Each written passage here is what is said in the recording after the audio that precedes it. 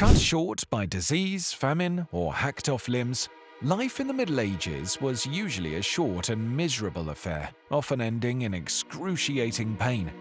For the inhabitants of this brutal era of history, there really wasn't much to look forward to, apart from stops at the medieval equivalents of McDonald's, KFC, and Wendy's.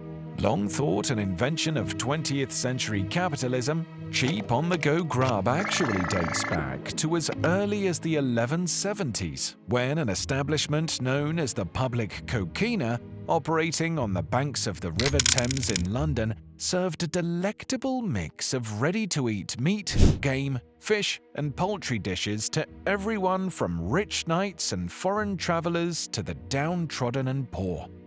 Across the North Sea, the French employed a similar practice in Paris, when during the 13th century roadside stalls peddled cakes, wafers, pancakes, flans, and goose, mutton, pigeon, and lamb.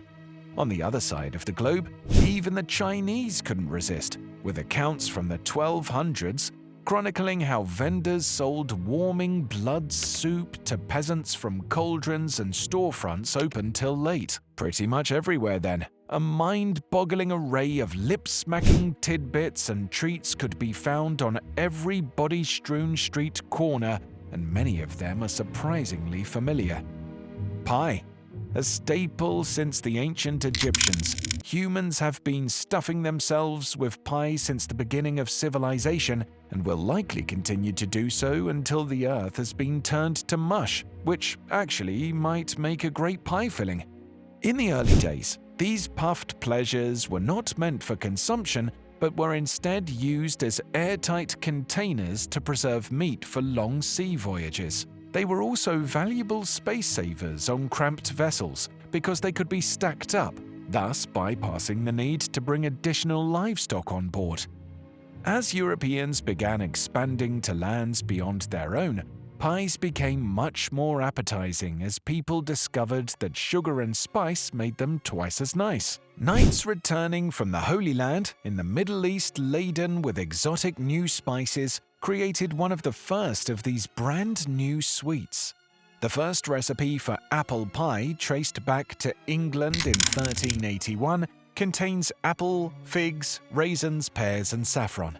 Before long, and in increasingly elaborate forms, pie started to become the junk food of choice for the upper crust of society. In the 14th century, esteemed French chef Taillevent carved small square notches at the top of tall, freestanding pie to make it resemble the crenellations of a medieval castle. Intricate culinary creations such as these were often the centerpiece of sumptuous banquets of the rich. At the coronation of 7-year-old Henry VI of England in 1429, a meat pie shaped in the style of the royal coat of arms and a pork pie studded with edible leopards and fleur-de-lis were arguably the highlights of the menu. Honey. To our earliest ancestors, finding a beehive and consuming the gloopy, energy-dense goodness inside was the ultimate primordial power-up, enabling them to outhunt, outrun, and outfight any of their rivals. During the Middle Ages, though, consuming honey was less about survival and more about getting completely wasted. Honey is the base ingredient of mead, the alcoholic beverage of choice in medieval Europe, until it was dethroned by the rise of beer and wine in the 1600s. This quintessential junk drink was particularly popular in Eastern Europe, and with its most vengeful saint, Olga, Queen of the Kievan Rus. In the mid-10th century, wishing to exact revenge on her husband's murderers, the Trevelyan's, she invited them to a feast, plied them with mead until they were plastered, and massacred them as they stood dumbstruck in drunken stupor. While honey may not have been the best life preserver as a drink, as a viscous substance it was frequently used to preserve meat, fruit, and eggs in the Middle Ages. It was also drizzled on porridge, providing a much-needed morning kick to bedraggled farmhands before they went to work to be walloped by their lords. It was also turned into delightful honey cakes when baked with grains such as wheat, oats, and rye. Sprinkled with spices and pressed into decorative molds, these rudimentary biscuits became known as spice cakes or gingerbread and were commonly gifted as presents or eaten in times of celebration. Pretzel. Salty, chewy, and coated in anything from liquid cheese, butter, to cinnamon sugar. It's widely believed that this classic snack was invented in southern Germany by a group of visionary pastry chefs, who, as early as the 12th century, adopted it as the coat of arms of their Bakers' Guild. A closer examination, however, reveals that the pretzel's roots are about as twisted as the interlocking patterns that make it up. According to one of the multitude of legends pertaining to its origins, the pretzel was created by an Italian monk in 610 AD and given to children who learnt their prayers well. Deriving from the word pretiola, or little rewards, the golden locks were supposedly meant to resemble a child's arms crossed in prayer. Alternatively, it's also been speculated that the 3 holes of the pretzel, which was commonly eaten in the holy period of Lent, represent the Father, Son, and the Holy Spirit of Christian theology. Some even go further back, arguing it was originally a type of edible effigy made by pre-Christian pagans that was linked to ritual baking, an ancient custom in which baked goods molded into a variety of shapes were offered to the heathen gods.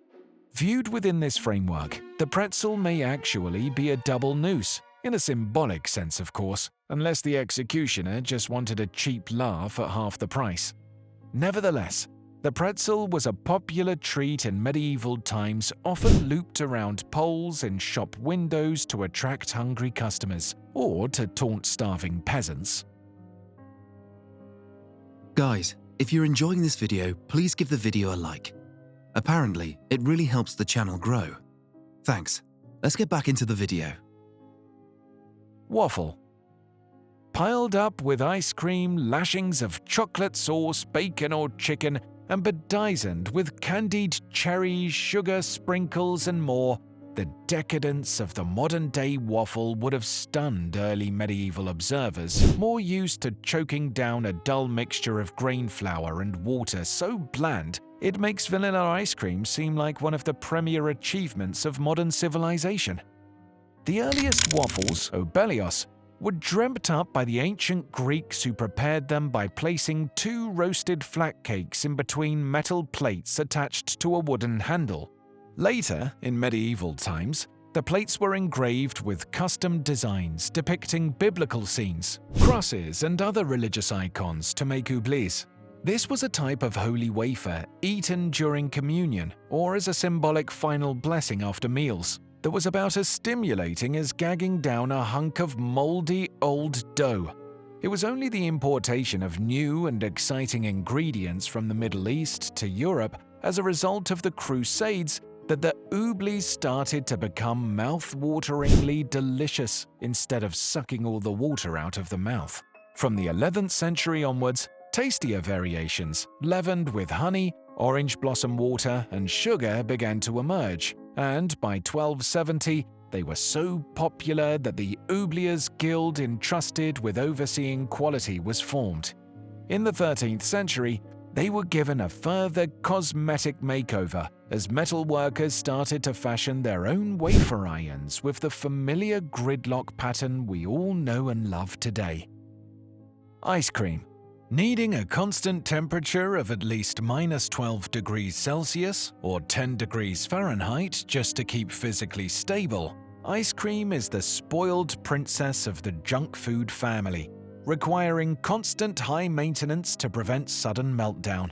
It may come as a surprise then to learn that it has been around for significantly longer than modern refrigeration technology has. The earliest evidence of its existence comes from medieval China, where during the Tang dynasty of the late 1st millennium, contemporaries wrote of an iced milk dish made from fermented mare or donkey milk, flour, and camphor that was stored outside on wintry nights.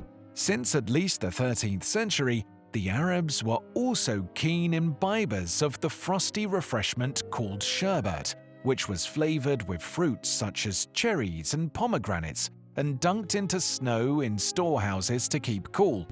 In Japan as well, kakigori, a delicacy made from shaved ice and sweetened syrup, can be traced back to the early Middle Ages.